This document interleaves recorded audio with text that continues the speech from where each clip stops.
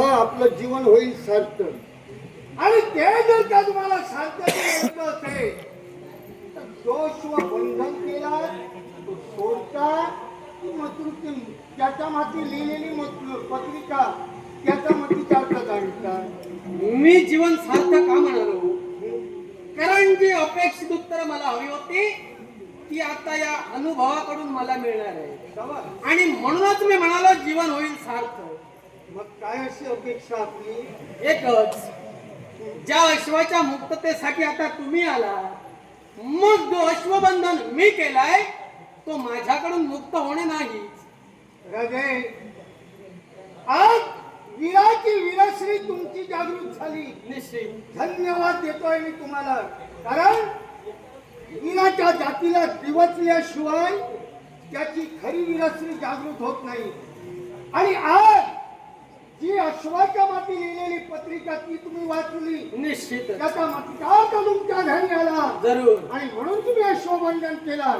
मग आमचं काही चुकलंय का? आपलं मुळीच चुकलेलं नाही, आपण केला ते योग्य.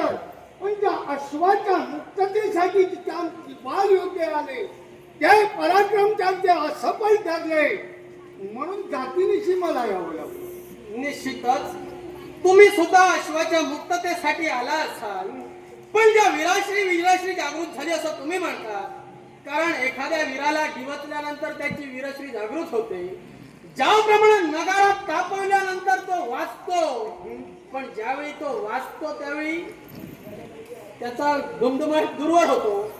मग त्याप्रमाणे तुम्ही वीरश्री दिवसलात, आता ती जागृत झाली आहे, आणि त्याच अर्थानं तुमचा अश्व मुक्त होणे नाही.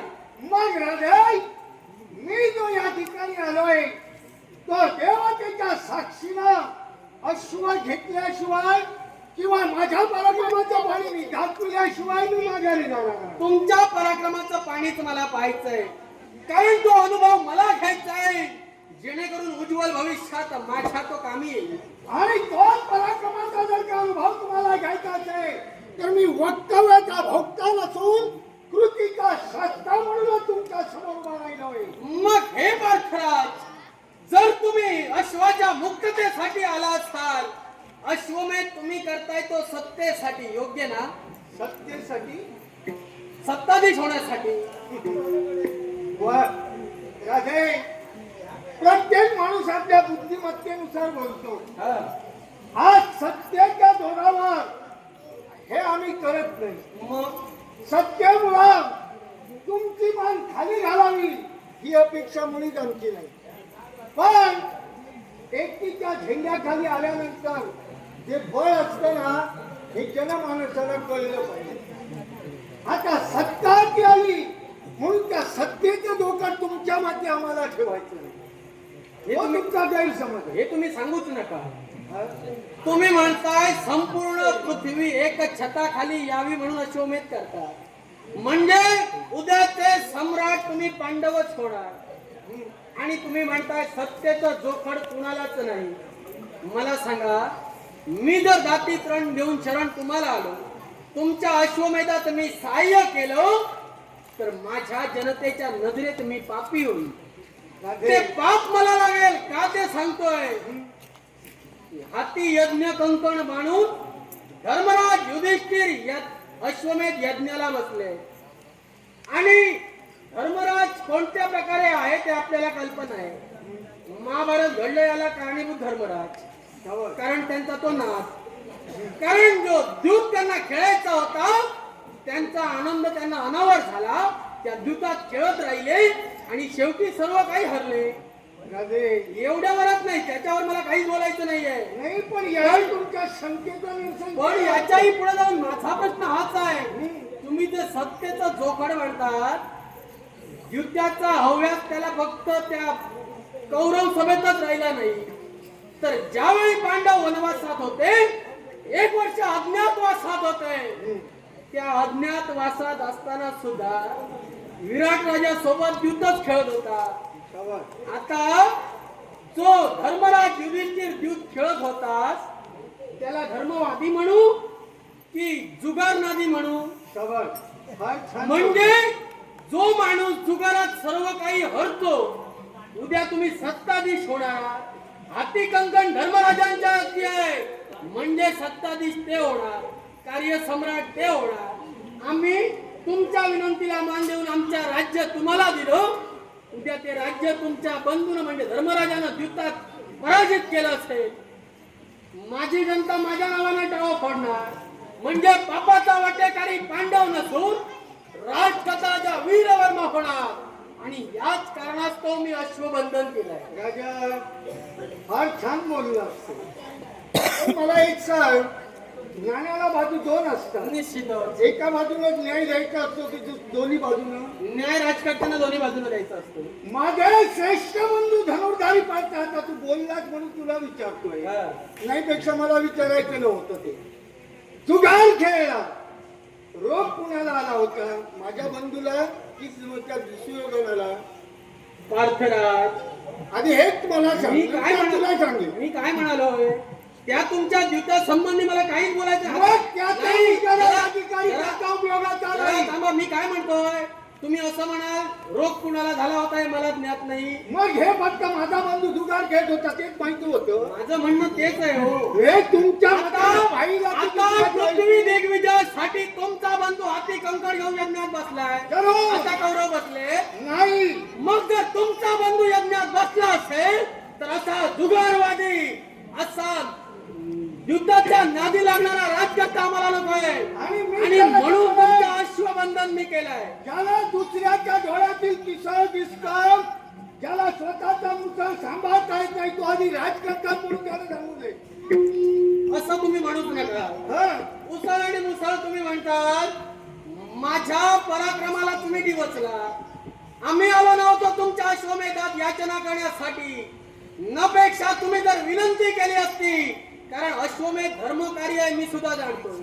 मग त्या धर्मकार्यात सहभागी होणं म्हणजे माझं पुण्य वाढेल.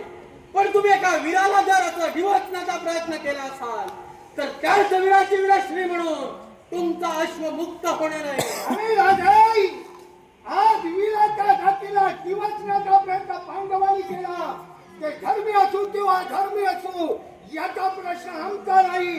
तुमचा तेवढी धमकच आहे, तेवढी जर का कुवतच आहे तर अश्वाचं रक्षण तुम्ही कसं करता हे मला पाहिजे. धमक होती कुवत होती म्हणून अश्वबंधन केलात. धर्म अधर्माच्या गोष्टी तुम्ही करूच नका. कारण युद्धात काय घडलं मी जाणतोय, पूर्ण विश्व जाणतोय.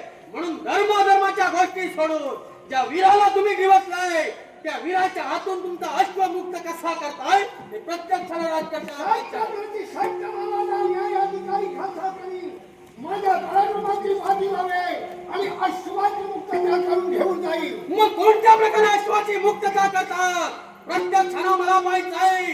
जर या वीर वर्णाला तुम्ही आव्हान देत असाल तर निवळ सुटवायचा तुम्हाला आत्मा खा.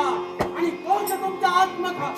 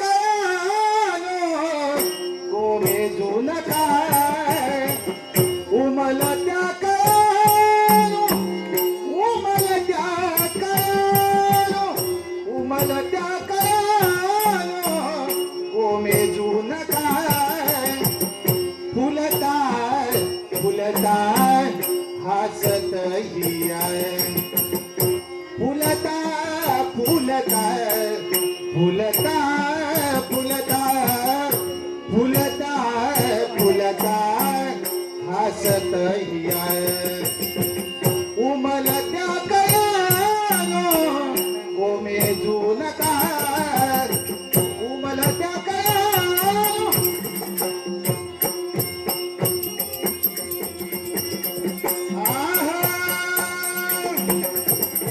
सूर्यकिरण घेता घेता बघत रहा सूर्यकिरण घेता घेता बघत रहा बघता बघता फुलत हिया बघता